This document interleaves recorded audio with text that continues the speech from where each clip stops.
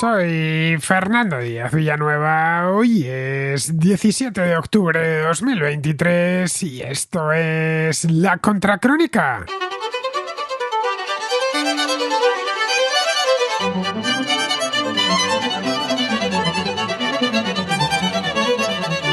Se celebraron este domingo las esperadas elecciones presidenciales en Ecuador.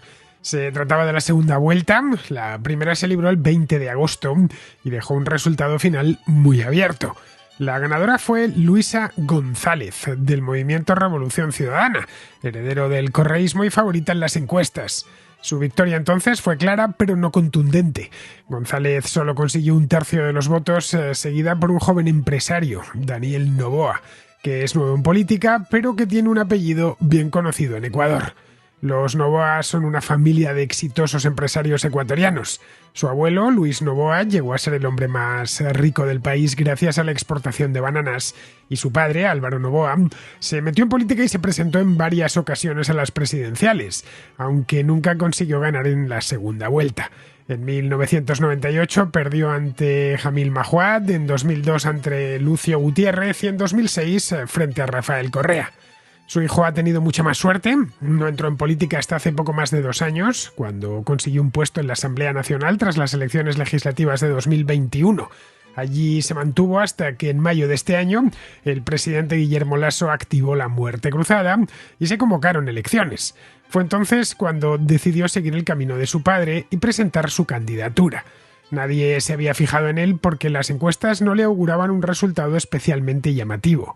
Se esperaba que a segunda vuelta pasasen Luisa González, naturalmente, y Jan Topic o Fernando Villavicencio, pero este último fue asesinado tras dar un mitin en Quito en plena campaña electoral a principios de agosto, a solo unos días de que se celebrase la primera vuelta.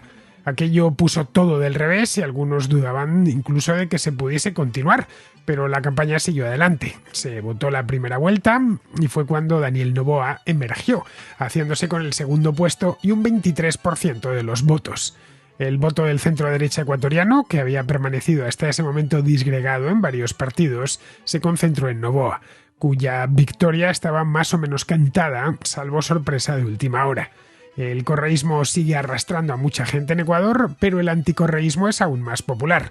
Con eso mismo contaba Noboa desde el momento en el que se vio a solas frente a Luisa González en el balotaje. Tan solo necesitaba tocar la tecla adecuada, cosa que supo hacer erigiéndose como el único candidato que podía evitar que Rafael Correa, que se encuentra en Bélgica, exiliado desde hace años, regresase al poder por persona interpuesta. Ahora que ya se ha convertido en presidente, le dará un país sacudido por la violencia, el narcotráfico, la crisis económica y la agitación política. Los poderes del presidente de Ecuador son amplios, pero para poder gobernar con tranquilidad necesita la Asamblea Nacional, que se encuentra muy fragmentada y en la que el partido con más representantes es Revolución Ciudadana, un movimiento de izquierda caudillado por Rafael Correa desde el exterior. No tiene además Noboa mucho tiempo para desplegar su programa. Las elecciones del domingo se han celebrado a mitad de mandato, por lo que dentro de año y medio el país se verá de nuevo ante las urnas. Tiene, por lo tanto, que conformar un gabinete tan pronto como jure el cargo dentro de 2 meses. Ese nuevo gobierno ha de ser forzosamente de consenso para no perpetuar la crisis política que dio comienzo hace 2 años y que ha desembocado en estas elecciones. Por de pronto, su adversaria ha reconocido su derrota y ha felicitado al vencedor. Una buena señal que podría traducirse en estabilidad, justo lo que el país necesita en estos momentos.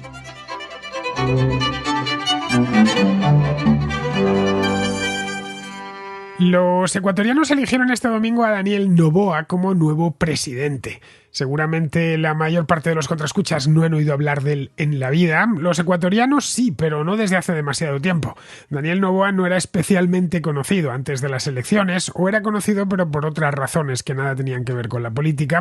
Su apellido sí que lo es, y esa es la razón por la que era conocido, tanto por su padre, Álvaro Noboa, que se presentó algo así como 5 veces a las elecciones presidenciales y no consiguió nunca hacerse con la presidencia, como por su abuelo, un empresario bananero que forjó un pequeño imperio y le convirtió en el hombre más rico del país, allá por los años 80-90. Creo que murió, lo he ido a mirar antes, en 1994, Luis Noboa.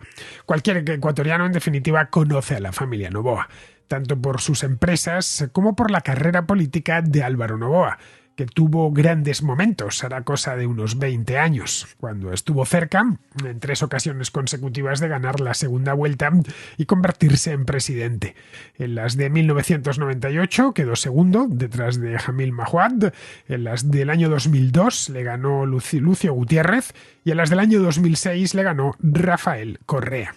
Noboa era algo así como Álvaro Noboa, ahora hay que ponerle el nombre ya delante del apellido, antes no hacía falta, pero ahora sí. Álvaro Noboa era algo así como la eterna promesa de la política ecuatoriana. Pero tras aquellas elecciones de 2006, que supusieron tanto para Ecuador, porque dieron comienzo, sirvieron de inauguración triunfal del correísmo, la estrella política de Álvaro Noboa se fue poco a poco apagando.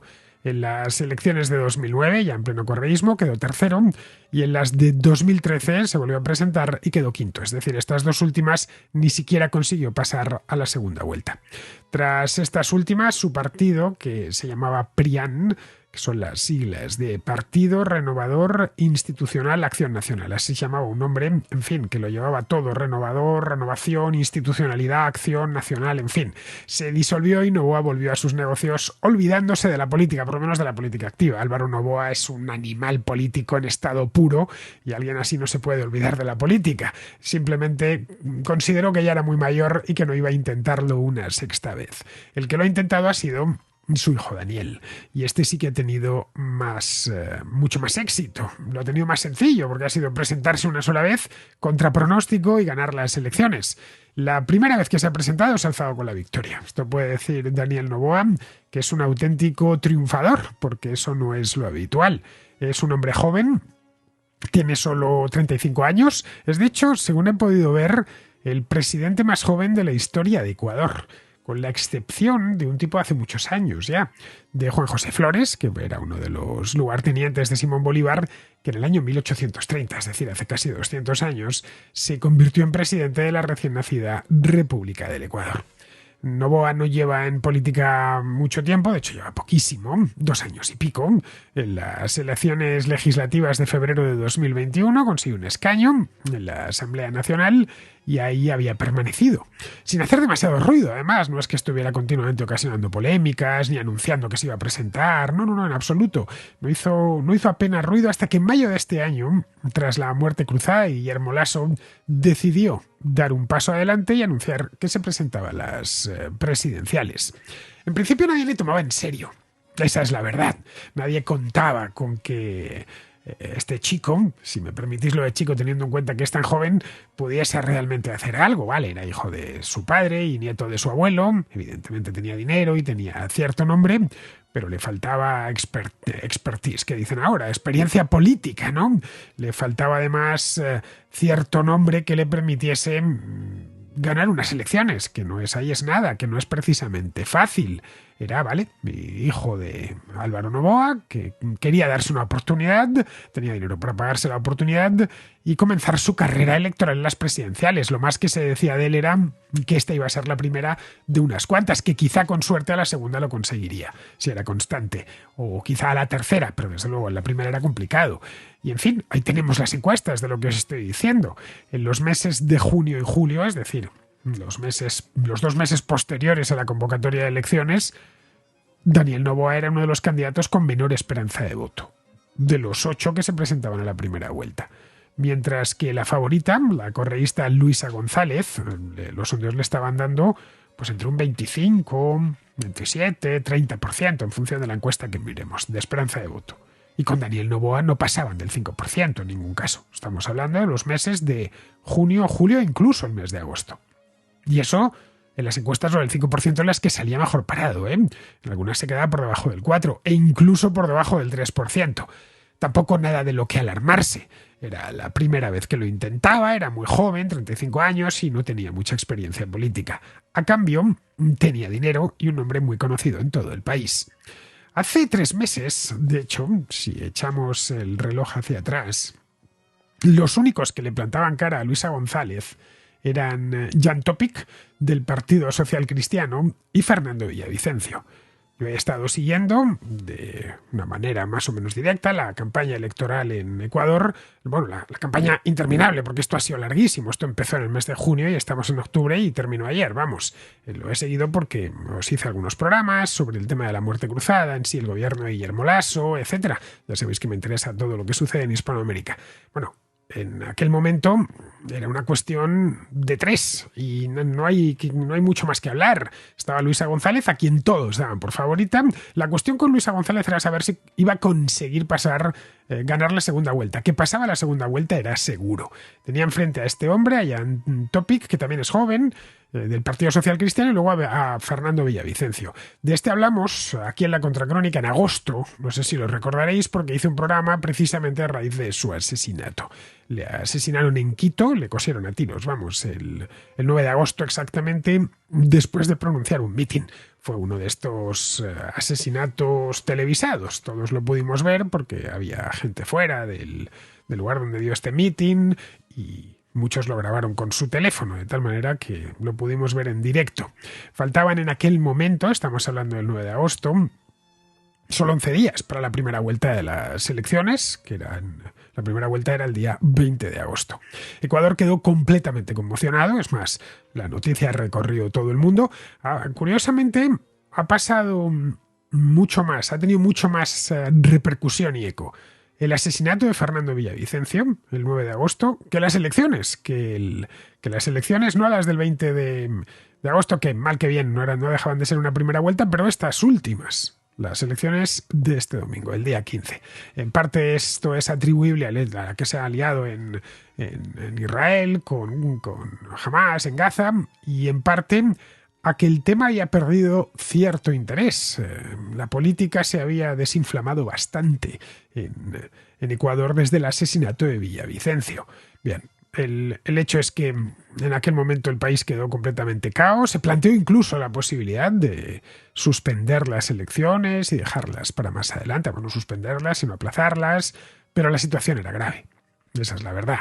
El país llevaba 3 meses de interinidad desde que Guillermo Lasso disolvió la Asamblea Nacional el 17 de mayo, que también os lo conté aquí en la Contracrónica, provocando de paso que se celebrasen elecciones presidenciales. A eso en Ecuador lo llaman con un nombre bien bonito, lo llaman muerte cruzada. Y ahora os explico, los que no escuchasteis aquel programa lo entenderéis a la perfección. El presidente de Ecuador puede disolver la Asamblea de manera constitucional, apela a un artículo de la Constitución que lo contempla, pero si lo hace, si recurre a eso, en el caso de Lasso lo hizo porque se había tornado ingobernable Ecuador, si llega a eso, tiene también que convocar presidenciales. Es decir, lo que hace el presidente es mata a la Asamblea y ya de paso se mata a sí mismo. De ahí lo de la muerte cruzada.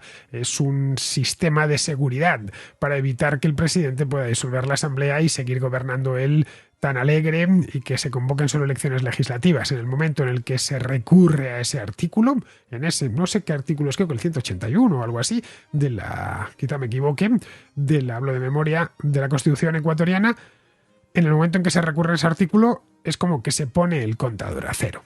Bien, en el momento del asesinato de Villavicencio, las encuestas estaban dando a Daniel Noboa, que nos hagamos una idea, entre un 3 y un 4% de intención de voto. Eso era lo que se preveía. Nadie contaba con él, absolutamente nadie, salvo alguien que tuviese una bola de cristal y fuese dotes adivinatorias.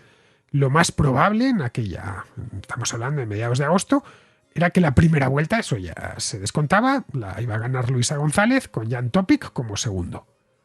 Se encontraba una vez eliminado Villavicencio, que era el único que amenazaba el segundo puesto de Jan Topic. Parecía que la cosa estaba así. Se encontraban a unos 4 o 5 puntos de distancia, puntos porcentuales, Topic y González, por lo que habría partido de cara a la segunda vuelta. Topic además había hecho una campaña muy efectiva, incidiendo en los problemas de seguridad que hay en Ecuador, que son muchísimos. Se presentaba, o le presentaba a la prensa, como el Bukele ecuatoriano. Tipo joven, tiene 40 años, en quien Lasso incluso había pensado en nombrar director de seguridad hace un tiempo. Luego, eso sí, decidió echarse hacia atrás y no le nombró. Bien, pues el día 20 de agosto los ecuatorianos fueron a las urnas, estaban convocados a ello, ganó González, como estaba previsto, pero el segundo no fue Topic. Esta fue una de las cosas llamativas. El segundo fue Noboa. A mí me llamó la atención porque no le tenía fichado, más allá del nombre que había visto los 8 candidatos y nada más. Digo, bueno, ¿quién es? ¿De dónde ha salido este hombre? Bueno, lo que es el apellido sí me sonaba porque los Noboa son muy famosos en Ecuador y nada más. El hijo de Álvaro Noboa, ¿qué posibilidades tiene? Bueno, Topic, de hecho, es que se descolgó hasta el cuarto puesto, detrás de otro candidato llamado Cristian Zurita, de un movimiento que se llama Movimiento Construye, que es un partido que había formado parte del gobierno de Lenín Moreno. Bueno, fue en ese momento, para sorpresa de todo el mundo, cuando Daniel Noboa, ya convertido en candidato revelación, se puso por encima de Luisa González en las encuestas de intención de voto. Y ahí ha permanecido ya durante toda la campaña electoral. Los últimos, estamos hablando del 20 de agosto, estamos ahora 17 de octubre, es decir, han pasado 2 meses, casi 2 meses, han sido los meses de Daniel Noboa, porque ya había todo el suflé que se había inflado en torno a González, se ha ido poco a poco yendo a menos. Lo raro hubiera sido que González hubiese perdido después de todas esas encuestas. En este caso sí que han acertado. Su victoria, por lo tanto, la victoria de Noboa no ha sido una sorpresa. La sorpresa fue que pasase a segunda vuelta. El domingo se descontaba que iba a ganar. Lo que no se sabía era por cuánto. Lo ha hecho al final por 400.000 votos y por 4,5 puntos. Han sido el 52,3% frente al 47,7%. Esto es una victoria lo suficientemente sólida como para que Luisa González reconociese su derrota y felicitase al ganador.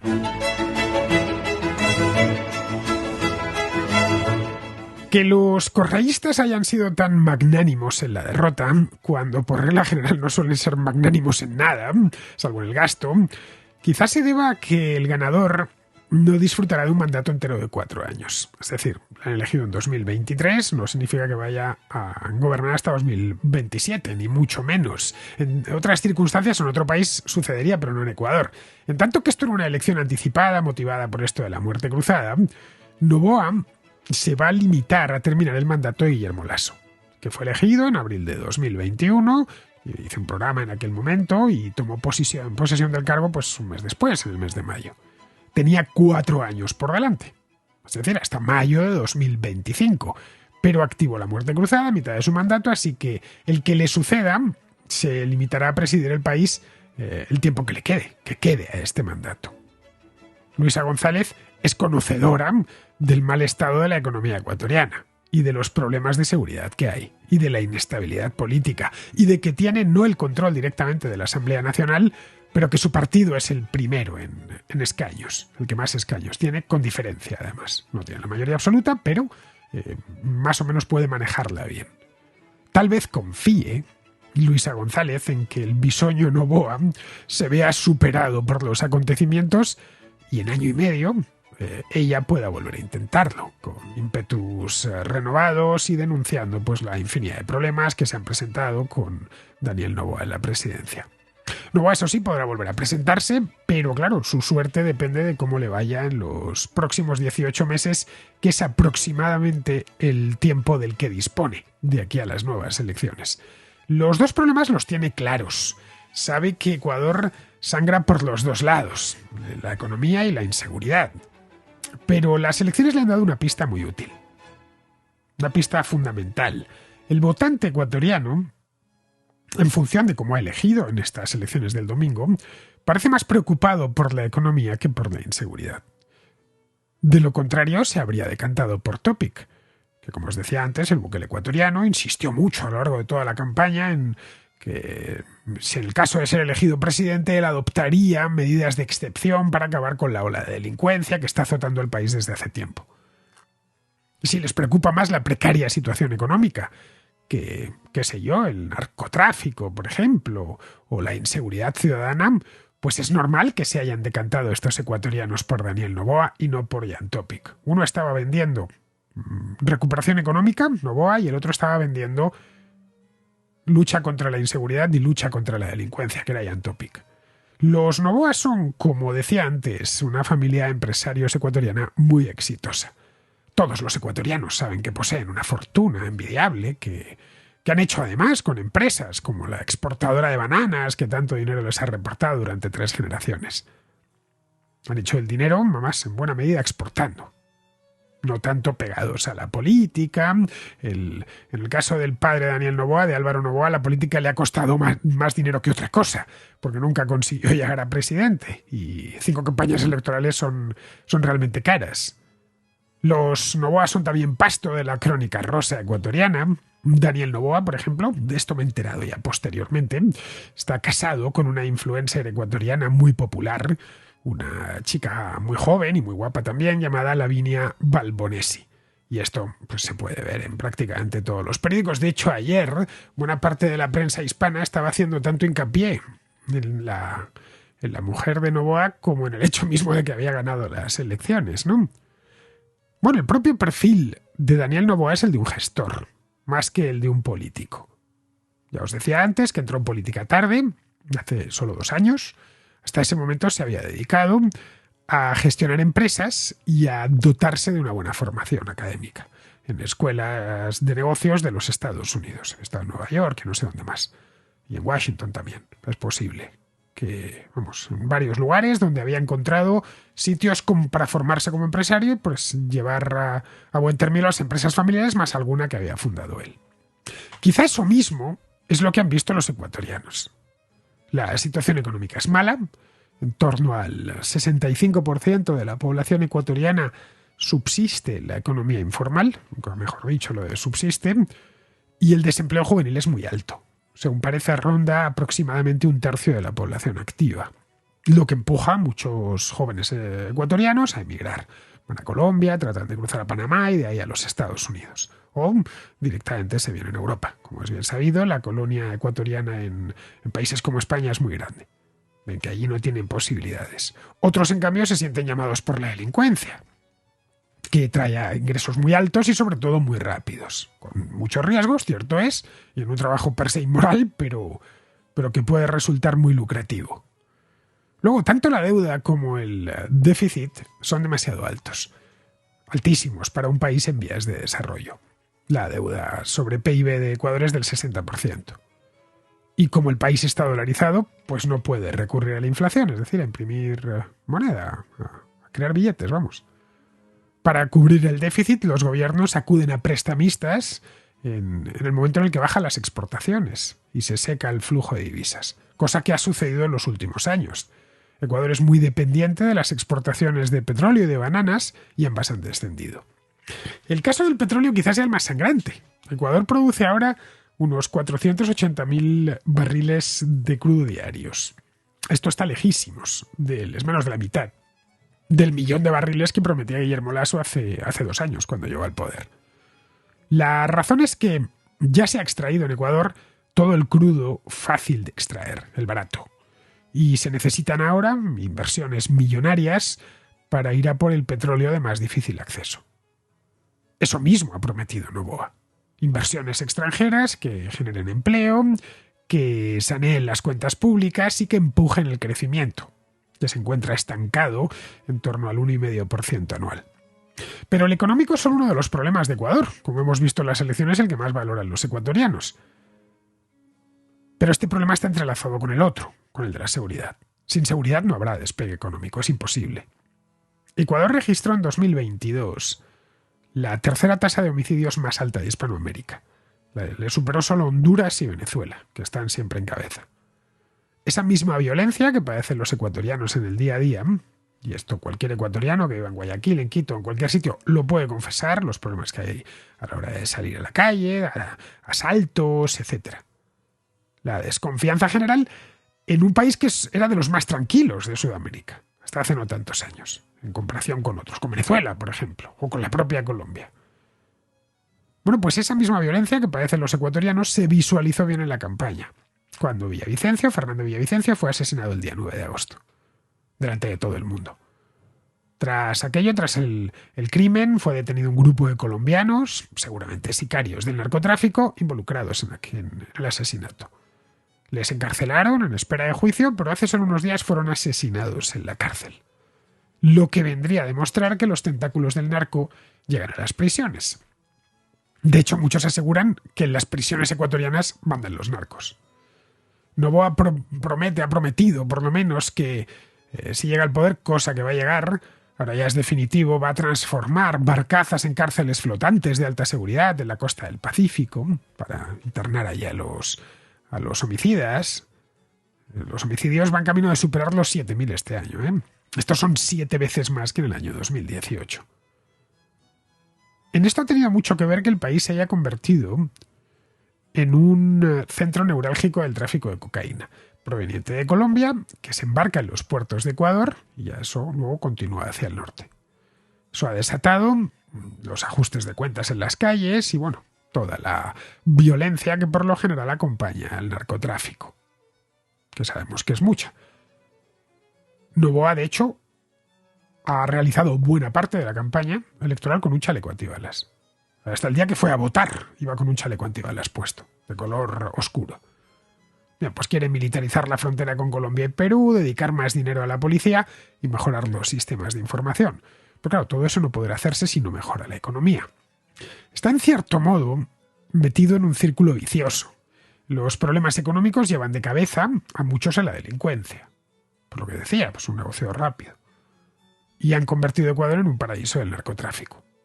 Que sea un paraíso del narcotráfico impide que se incremente la inversión, tanto la extranjera como la interior. Porque nadie invierte un céntimo en un lugar inseguro. Ese es el círculo vicioso que tienen que romper. Su principal enemigo es el tiempo. En solo 18 meses poco se puede hacer. Pero si no le torpedean desde la Asamblea Nacional, cosa que no es ni mucho menos segura, sí puede poner en marcha las reformas que llevaba en el programa. A eso debería encomendarse. De lo contrario, el más joven de los Noboa será flor de un día en la política ecuatoriana. Vamos con la contrarréplica. Empezamos con Gustavo, que nos habla de la concesión del Nobel de Economía de este año a Claudia Goldin. Hola, Fernando. A raíz de la concesión del premio Nobel a la economista Claudia Goldin, estaría bien que comentaras un poco el objeto de sus tesis y nos dijeras un poco qué es lo que opinas acerca de las conclusiones a las que ella podría llegar. En resumen, se trata de que la brecha salarial se produce por la mucho más amplia disponibilidad de los hombres a la hora de quedarse echando horas en el trabajo, respecto de la mujer, que tendría una propensión mucho mayor a dedicarse a los cuidados del hogar y de la familia. Y que, por lo tanto, sería este desigual reparto de disponibilidades el que generara la brecha de género.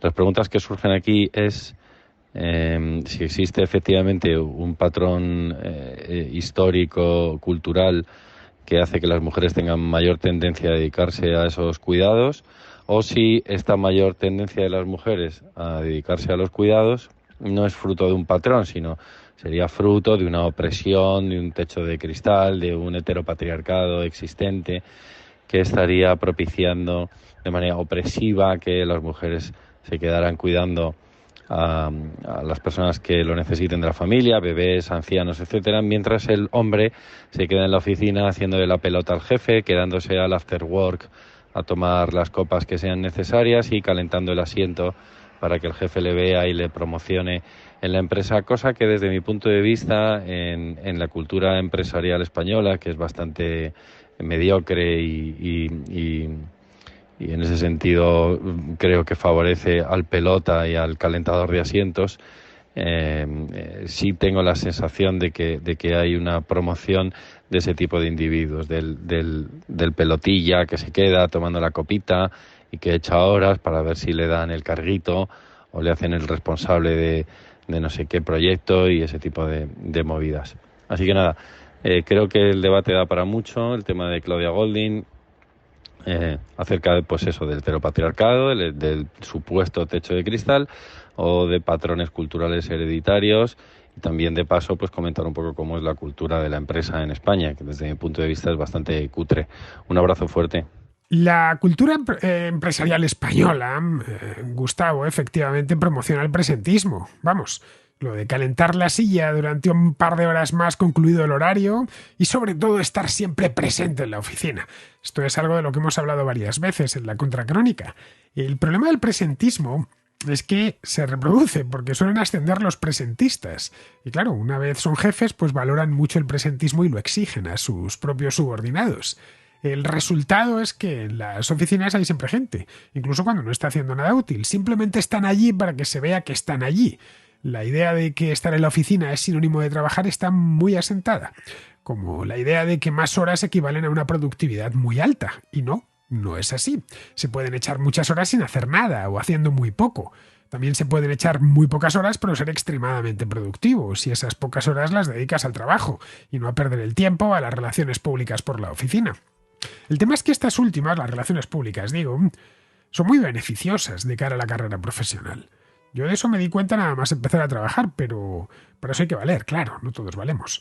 Yo nunca tuve facilidad para hablar con alguien con quien no me apetece hablar y luego lo peor de todo, nunca se me dio bien la adulación. Respecto a lo de Goldin, pues bien, como nos lo has explicado muy bien, no hace falta que yo añada mucho. Como bien nos ha contado Gustavo, le han concedido el Nobel de Economía por sus estudios sobre la brecha salarial. Es algo a lo que esta mujer ha dedicado mucho tiempo y un montón de papers. Se puso esta mujer da clase en la Universidad de Harvard, es decir, que viene de Cornell y después fue a Harvard, vamos, que es una economista muy prestigiosa. Bien, se puso hace años a estudiar este tema a fondo y sacó varias conclusiones. La primera era que el desarrollo económico en sus primeras fases, es decir, la revolución industrial, no llevaba a más mujeres al mercado laboral, que era algo que se pensaba, sino que la retiraba. Es a partir de cierto punto, cuando el sector servicios cobra importancia, cuando vuelve a aumentar la participación femenina en el mercado laboral. En ese punto, las mujeres vuelven ya equiparadas en formación con los hombres y resulta que a partir de cierto momento las mujeres de promedio ganan algo menos que los hombres. A eso se le conoce como brecha salarial o brecha de género en los salarios. Las feministas radicales dicen que eso es estructural, que se debe al heteropatriarcado, vamos. Que las mujeres ganan menos porque el sistema las considera subalternas, inferiores.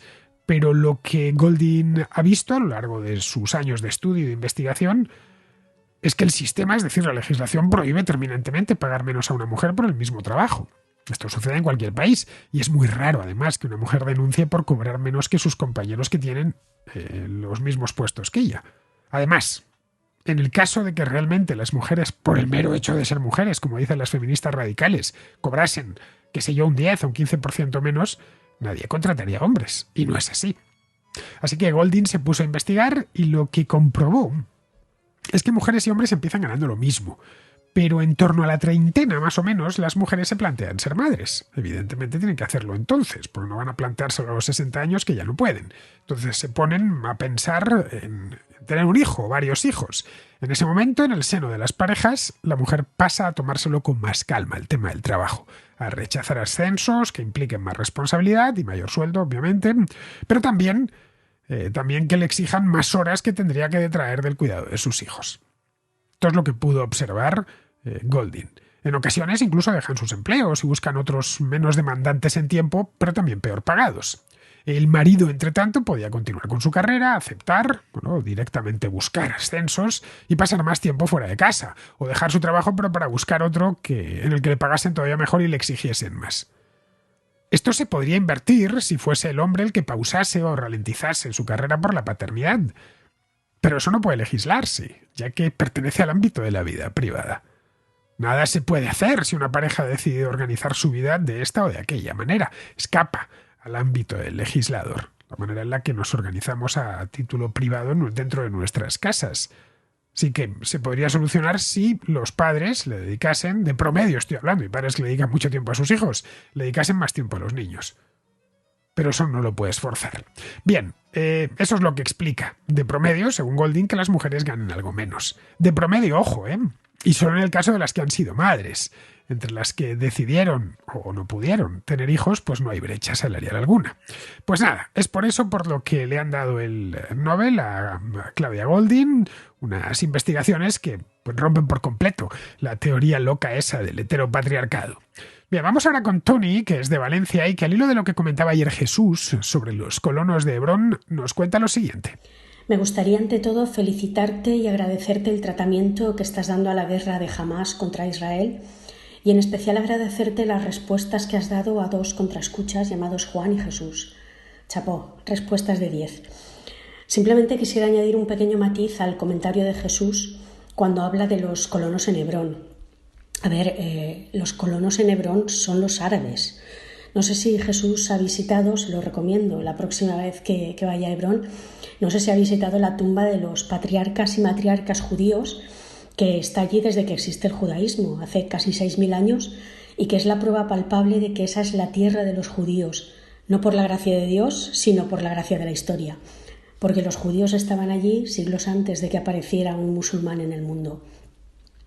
Hay que recordar también que uno de los pogromos más terribles que se recuerdan en esa tierra sucedió precisamente en Hebrón y fue en el año 29, es decir, bastante antes de que existiera el Estado de Israel.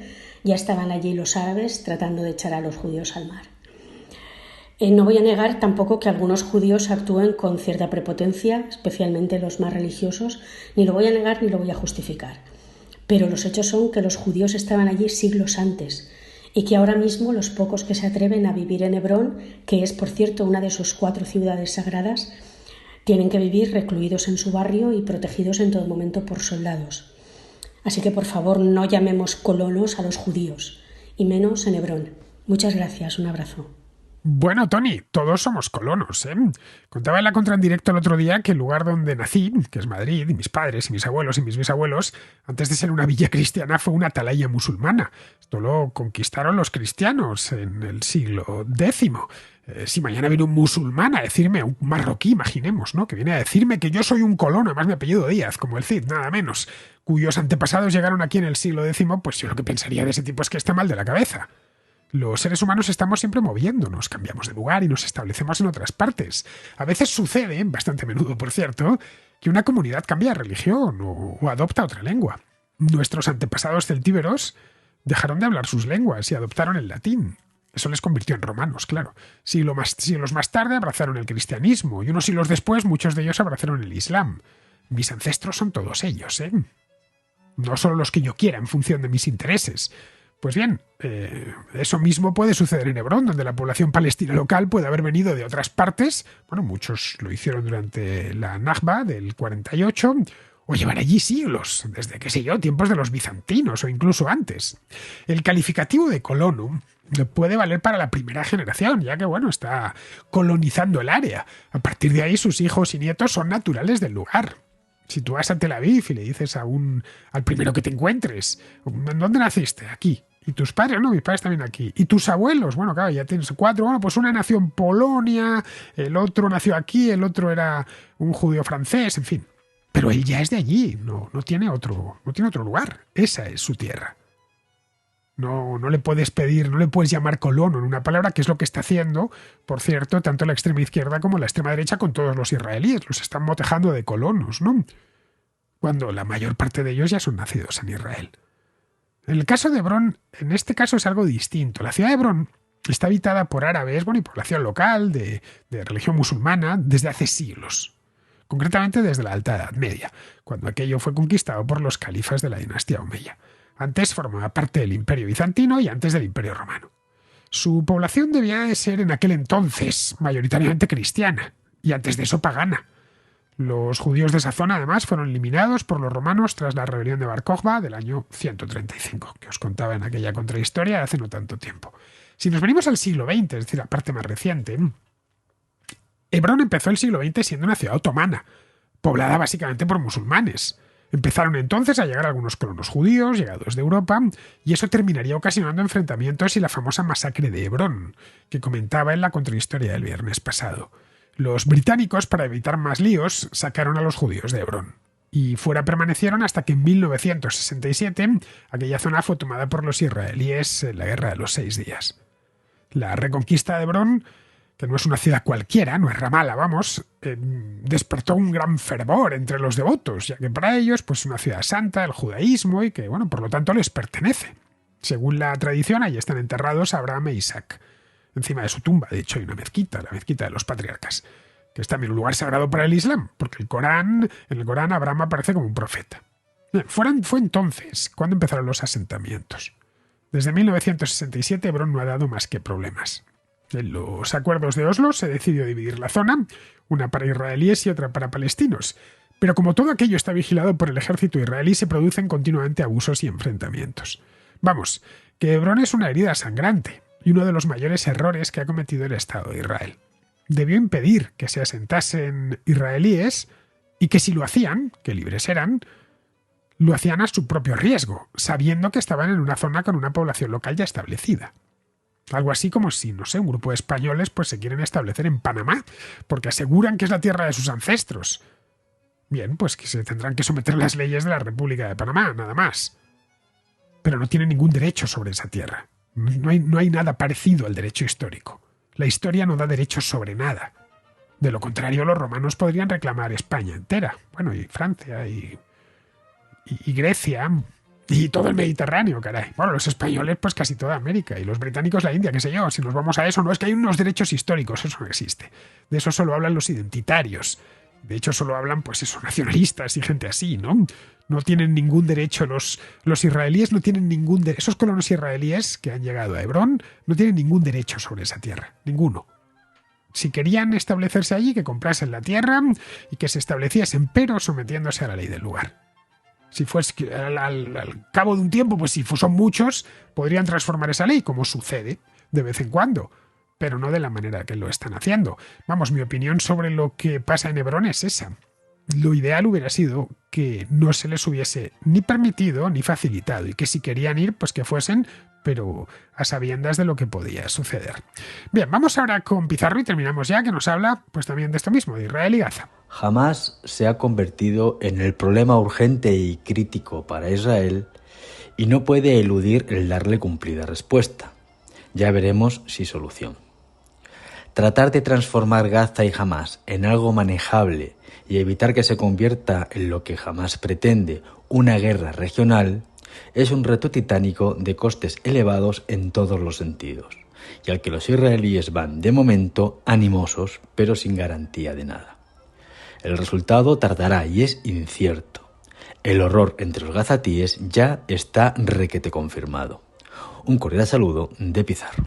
Y hasta aquí, queridos amigos, llega la contracrónica de hoy, 17 de octubre, contracrónica ecuatoriana. Mañana no sé de qué hablaré, pero tengo Polonia ahí pendiente y, por supuesto, la historia de Gaza, que, como bien sabéis, está en máximos en este momento. Ya veremos de lo que hablamos mañana. Entre tanto, me despido de todos vosotros. Hasta eso mismo. Hasta mañana.